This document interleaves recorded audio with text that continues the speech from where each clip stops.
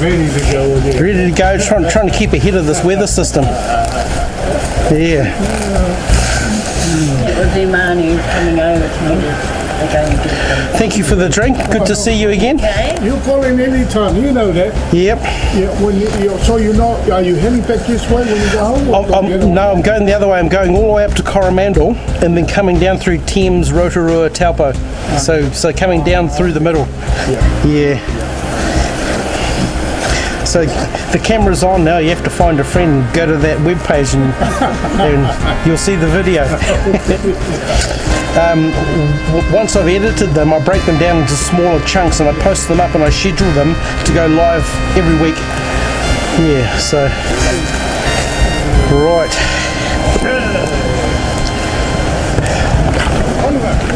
Yep.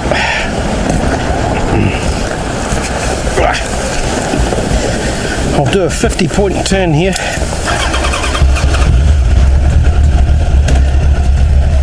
Which way's uphill?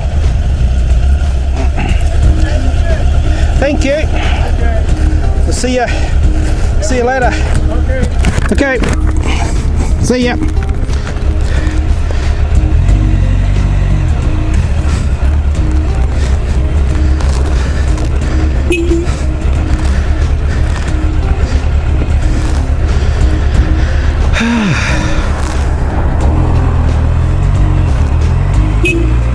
Well, that was interesting. Had a quick catch up with Julia Manu and have a drink. So my earliest memories are here from 1970 to about 1973 when we moved away from here. The shop here used to sell tractors. Now that wanted to take me that way, so I better follow the GPS and do as I'm told. Gisborne, there we go, so that's the way I need to go. This way. My school, North Clyde Primary, is over there. And Julia Manu's son, Tino, I was supposed to start school when I turned 5, a few days before him. But I was in hospital here, and so he started school before me, and unfortunately Tino passed away a little while ago. Had a rugby accident. But interesting talking with Manu. He's been to Utah a few times, and their daughter Tara, who I remember, is living in Utah or over that way somewhere. Yeah, it can be a small world sometimes. And I've hit the road again, some chimneys there. Used to be an old derelict. Actually, I don't think I can remember climbing under a house there with my dad, finding marble bottles.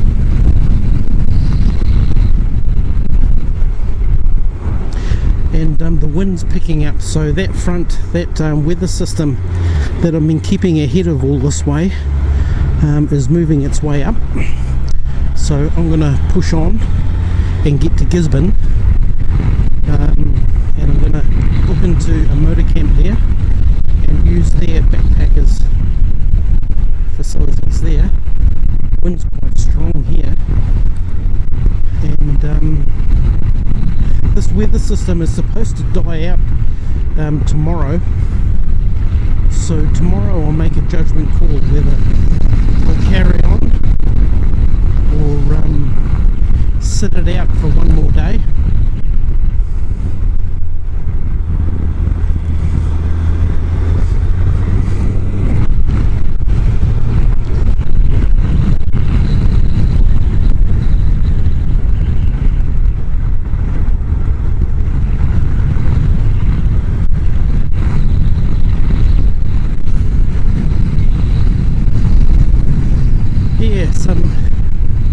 Some good memories going back to the earliest of my memories in Wairoa here.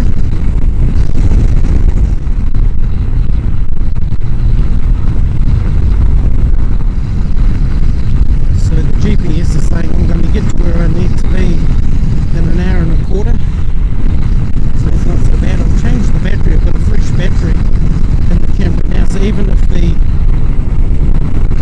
cable does come out, it should continue to Gisborne just on the battery alone.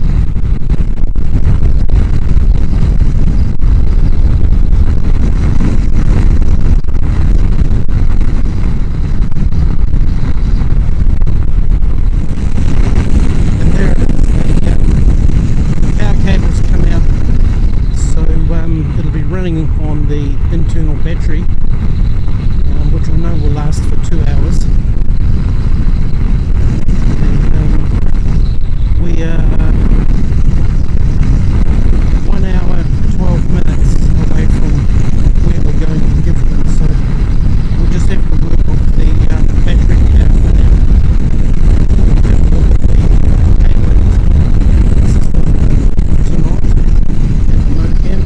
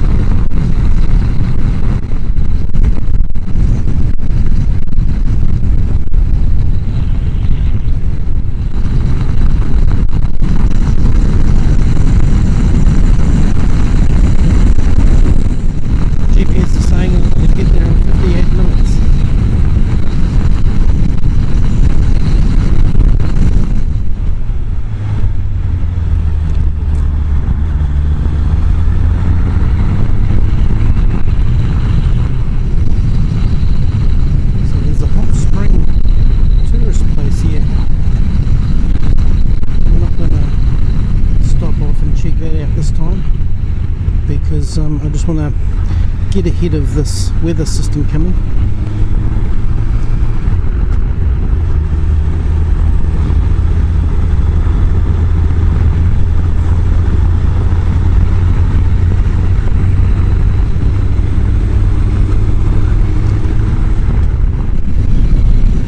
So it's interesting driving through a place like this because it's different to where I normally ride.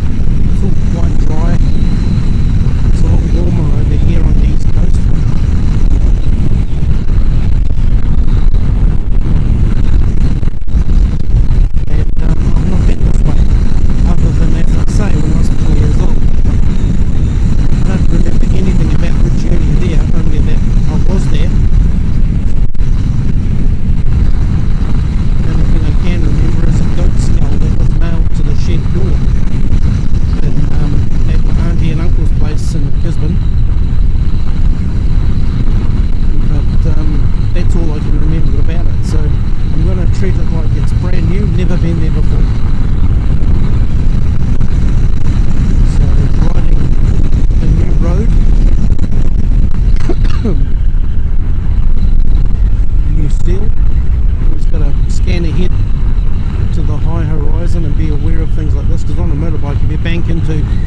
a corner or anything with new seal on it. It's just you're off. So we just find the wheel lines where other cars have wandered away. Normally I ride in what used to be known as the sump line.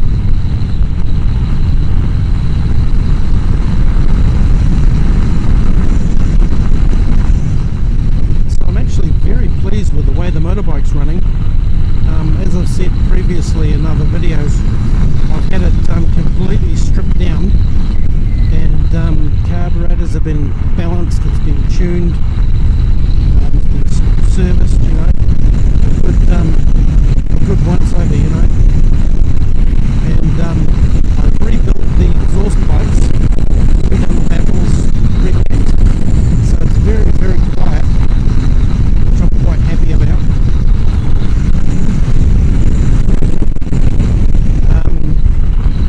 And a lot of people say, you know, you need noisy as hell exhaust pipes for safety. I don't go along with that so much. One of the projects I'm going to do when I get back is I'm going to change this, which is the factory horn, with something a whole lot different to that, and that's going to be way the hell down the line, so I don't know when I'm going to do that. But if you're curious as to what I'm going to change it to, do a YouTube search for a Denali sound bomb or a screaming banshee. Actually, I'll put links to them below. Have a look in the description below and you'll see links to those.